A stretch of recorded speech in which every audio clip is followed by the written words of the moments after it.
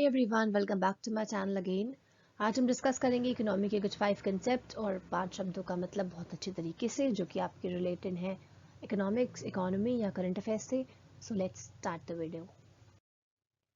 सबसे पहले जो शब्द हम समझने वाले हैं वो है impossible Trinity. This is a term to show the central bank's dilemma in targeting for stable exchange rate, interest rate and inflation while announcing the credit and monetary policy for the economy. Being this task is so challenging, it is called impossible trinity. Impossible trinity का मतलब होता है जब central bank का जो dilemma है, dilemma मतलब जो उसकी दिमाग की जो कंडीशन है, जो कि मेंटल स्टेट हो रही होती है, जब वो टारगेट कर रही होती है अपने देश के लिए सबसे स्टेबल एक्सचेंज रेट क्या हो सकता है, मार्केट में इंटरेस्ट रेट क्या रखें एंड इन्फ्लेशन का रेट कितना है, हर चीज़ का जब अनाउंसमेंट करने जा रही होती है अपनी क्रेडिट पॉलिसी या अपनी मॉनेटरी पॉलिसी, उस केस में जो उसकी मेंटल सिचुएशन होती है, द डायलेमा होता है किसी भी सेंट्रल बैंक का, किसी भी देश के, at that time it is very मुश्किल घड़ी. तो उस मुश्किल घड़ी को ही कहा गया इम्पॉसिबल ट्रिनिटी, क्योंकि वो सिचुएशन, वो टास्क बहुत चैलेंजिंग होता है जब आप किसी एक पूरे देश के लिए डिसीजन ले रहे होते हो और आपका एक डिसीजन पूरी इकोनॉमी को इफेक्ट करेगा, पूरे देश को इफेक्ट करेगा एंड दैट टू इफेक्ट करेगा इकोनॉमिकली, वो तो और भी बड़ी मुसीबत है. That is known as impossible trinity, क्योंकि ये इतना चैलेंजिंग और इतना मुश्किल टास्क है, इस वजह से इस इम्पॉसिबल ट्रिनिटी बोला गया है. Then comes indifference curve. ये आपको पता होगा, अगर आपको नहीं पता तो link is in the description box. Difference curve के ऊपर प्रॉपर वीडियो है, आप जाकर देख सकते हैं. ये कर्व होता है जो हमें ये बताता है कि दो चीज़ें हैं, this is one thing and this is another thing. ये दोनों ही चीज़ें एक दूसरे से अलग है, one is circle and one is square, but ये क्या कर रही हैं, बिल्कुल इक्वल अमाउंट का सेटिस्फैक्शन दे रही है किसी एक कस्टमर को. इस केस में जो कस्टमर है या जो कंज्यूमर है वो थोड़ा सा इंडिफरेंट या थोड़ा सा न्यूट्रल हो जाता है कि यार हम इन दोनों में से क्या चूज़ करें, क्योंकि दोनों ही के दोनों ऑल्टरनेट है एक दूसरे का.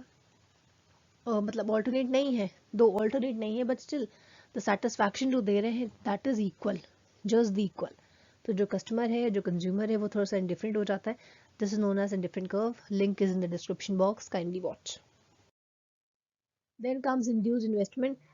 It is that part of investment जो कि हम बढ़ा सकते हैं या घटा सकते हैं due to the change of level of income. एक तो होती है आपकी इंड्यूस्ड इन्वेस्टमेंट, एक होती है आपकी ऑटोनॉमस इन्वेस्टमेंट. हम जब एग्रीगेट डिमांड और एग्रीगेट सप्लाई पढ़ रहे थे, that time we were taking the autonomous investment, क्योंकि ये चेंज नहीं होती, इसका लेवल हमेशा फिक्स रहता है. While the induced investment is changeable, क्यों, क्योंकि उसकी नेशनल इनकम के हिसाब से वो उसे चेंज कर सकते हैं. And the part of autonomous is always fix, तो वो हमेशा एक स्ट्रेट लाइन की तरह जाती है. But when we are talking about the induced investment, तो इन्वेस्टमेंट का वो वाला पार्ट होता है, इट में इंक्रीज ऑल्सो एंड इट में डिक्रीज ऑल्सो. क्यों? Because of the change in the level of national income. Then comes IIFCL, the India infrastructure finance company limited. ये गवर्नमेंट ऑफ इंडिया की कंपनी है, setup की गई थी 2006 में. क्यों?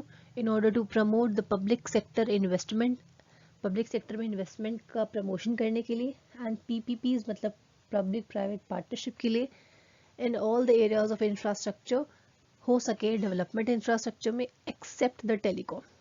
ठीक है, ये क्यों सेटअप की गई थी कि इंडिया में जो पब्लिक सेक्टर है वहाँ पर इन्वेस्टमेंट को प्रमोट किया जाए, प्राइवेट वाले भी आए, पब्लिक वाले भी आए, पार्टनरशिप करके इंडिया में जो इंफ्रास्ट्रक्चर है उसका डेवलपमेंट करें, except the telecommunication. Telecom sector को छोड़ के बाकी सारे के सारे जितने भी सेक्टर हैं उन सारे सेक्टर में इम्प्रूवमेंट किया जाए और इंफ्रास्ट्रक्चर इंडिया का इम्प्रूव हो सके. फॉर द टेलीकॉम सेक्टर एक सेपरेट फंड प्रपोज किया गया था by the try. Try is what? Try is telecom regulatory authority in India या अथॉरिटी ऑफ इंडिया, चेक कर लीजिएगा. तो ये ट्राई है, ये ट्राई लेकर आई थी 2019 में इस सेक्टर में इन्वेस्टमेंट करने के लिए. ठीक है, क्योंकि ये वाला सेक्टर टेलीकम्युनिकेशन IIFCL में एक्सक्लूड कर दिया गया था, इसके लिए एक सेपरेट 2019 में फंड बनाया गया था बाय द ट्राई, और ये बनाया गया था for the improvement in the infrastructure, किसमें? इन द टेलीकम्युनिकेशन सेक्टर में. Then comes inferior product, the good or service for which the income elasticity of demand is negative.